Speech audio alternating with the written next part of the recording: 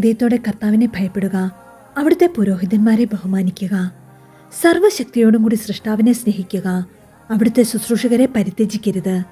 കർത്താവിനെ ഭയപ്പെടുകയും പുരോഹിതനെ ബഹുമാനിക്കുകയും കൽപ്പനപ്രകാരമുള്ള വിഹിതം അവന് നൽകുകയും ചെയ്യുക. പ്രഭാഷകൻ 7-ാം അധ്യായം 29 മുതൽ 31 വരെ തിരുവചനങ്ങൾ.